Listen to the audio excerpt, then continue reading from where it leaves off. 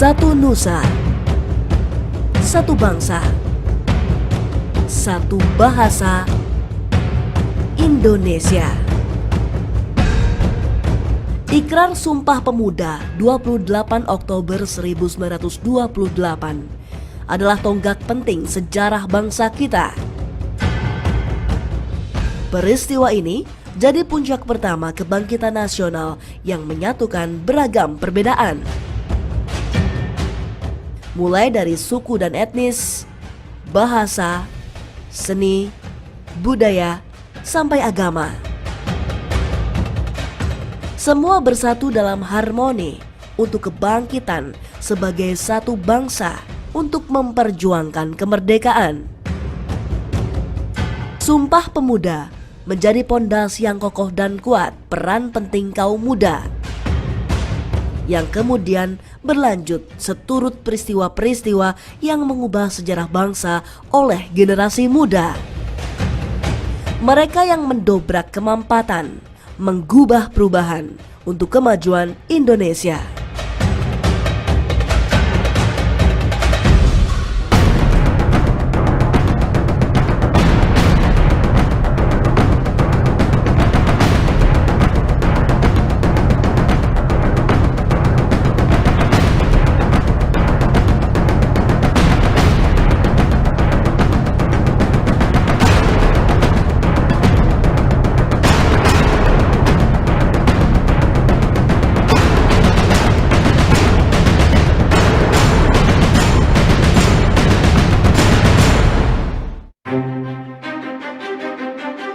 Kongres Pemuda kedua yang menghasilkan seruan lantang Ikrar Sumpah Pemuda bukanlah peristiwa seketika.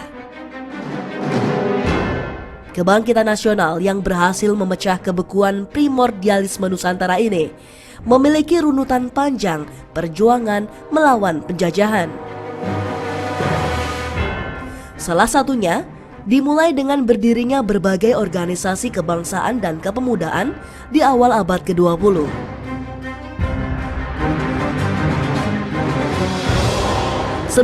Oktober 1905, Haji Samanhudi di Solo mendirikan Serikat Dagang Islam. Tahun 1910, Raden Mas Tirto Adi Suryo mendirikan Serikat Dagang Islam di Buitenzoch atau Bogor. Sebelumnya pada tahun 1906, Tirto Adi Suryo mendirikan Serikat Priayi. Tokoh ini juga menerbitkan surat kabar pertama di Indonesia berbahasa Melayu, Medan Priayi, pada tahun 1907. Di Surabaya, pada tahun 1912, Haji Umar Said Cokro Aminoto mengikuti gerakan Haji Samanhudi. Di bawah kepemimpinan Hos Cokro Aminoto, pada tahun 1912, Sarekat Dagang Islam berganti nama menjadi Serikat Islam. Pada periode yang sama, Perkumpulan Budi Utomo dibentuk pada 20 Mei 1908 di Jakarta.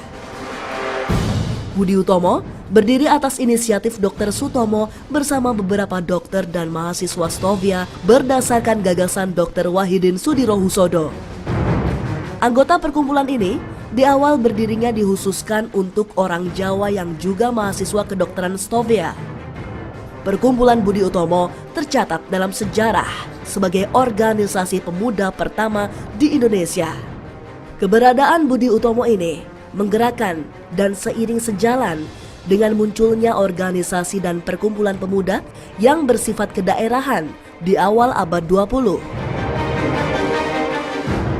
Perubahan sosial di Nusantara ini tidak lain adalah konsekuensi dari arus zaman yang digerakkan oleh putusan politik Belanda atas nestapa kaum pribumi di tanah jajahan mereka. Setelah ratusan tahun terus dihisap dan dibuat sengsara dengan rupa-rupa penindasan, kaum pribumi Nusantara seakan berada di lembah paling dasar kehidupan yang tidak manusiawi. Situasi ini menggerakkan para aktivis di Belanda menulis laporan dan kritik keras terhadap pemerintahan mereka sendiri.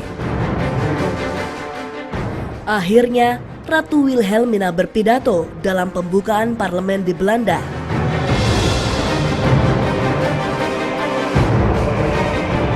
Secara garis besar, pidato itu mengingatkan bahwa pemerintah Belanda mempunyai panggilan moral terhadap penduduk Hindia Belanda. Pidato yang memunculkan kebijakan baru ini terutama dipengaruhi oleh pemikiran Konrad Theodor van de Venter yang dituliskan dalam beberapa artikel. Itulah sebabnya kebijakan politik ini kemudian dikenal dengan nama Trias van de Venter. Disebut juga sebagai politik etis atau politik balas budi. Kebijakan ini meliputi irigasi, transmigrasi, dan edukasi. Meski demikian, pelaksanaan ketiga program ini ternyata diselewengkan oleh perselingkuhan para pejabat kolonial dan kelompok kapitalis.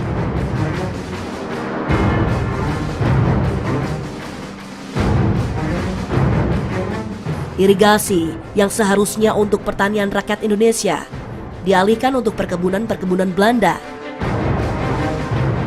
Transmigrasi pun sama. Perpindahan masyarakat Jawa ternyata malah dimanfaatkan untuk mencukupi kebutuhan buruh-buruh perkebunan di Sumatera dan Suriname. Sementara penyelenggaraan pendidikan Barat difungsikan untuk menyediakan tenaga administrasi perusahaan-perusahaan swasta dan pemerintahan Hindia Belanda. Dalam situasi semacam ini, kembali terbukti bahwa ilmu pengetahuanlah yang jadi roda penggerak peradaban.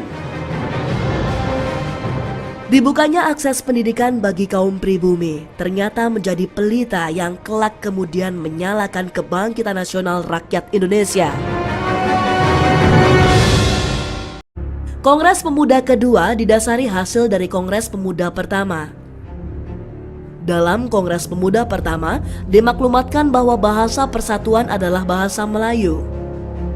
Pada Kongres Pemuda kedua inilah terjadi perubahan besar, yaitu istilah bahasa Melayu diubah menjadi bahasa Indonesia.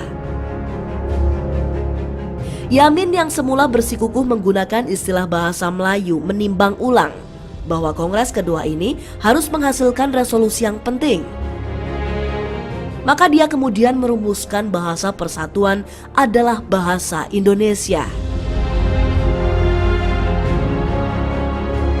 Kongres Pemuda kedua pun ditutup dengan pembacaan hasil Kongres. Seluruh peserta yang berasal dari beragam suku dan golongan memulai awal baru bagi perjuangan bangsa. Mereka bertekad bulat dalam satu sumpah, bertumpah darah yang satu, tanah air Indonesia, berbangsa yang satu, bangsa Indonesia, dan menjunjung tinggi bahasa persatuan, bahasa Indonesia. Ikrar ini kemudian dikenal dengan nama Sumpah Pemuda. Selain itu, dalam penutupan Kongres Pemuda kedua ini pula, untuk pertama kalinya, lagu kebangsaan Indonesia Raya berkumandang secara instrumentalia.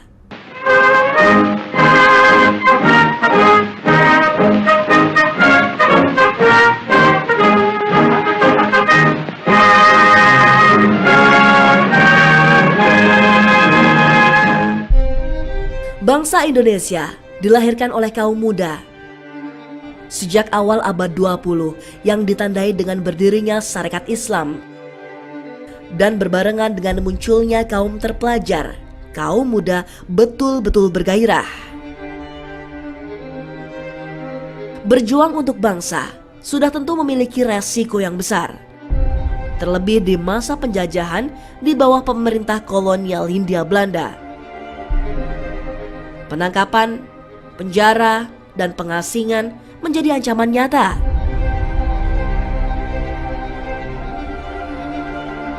Soekarno, 29 Desember hingga 31 Desember 1931 di penjara Bancai dan Sukamiskin.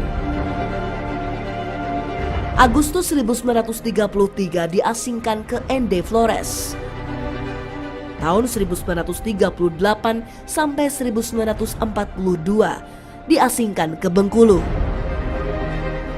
Muhammad Hatta dan Sultan Syahrir pada awal tahun 1935 dibuang ke Bovendigul, kemudian ke Banda Neira. Dan banyak aktivis gerakan kemerdekaan lain yang mengalami hal serupa. Sejarah mencatat, kaum muda menjadi aktor utama dalam perjuangan bangsa melalui pertempuran bersenjata maupun diplomasi, perjuangan di jalan raya maupun organisasi, di masa penjajahan maupun kemerdekaan. Peristiwa-peristiwa besar negeri ini mengajarkan anak-anak muda itulah yang berjuang paling depan. Abai pada kepentingan pribadi, tidak peduli jabatan dan kursi.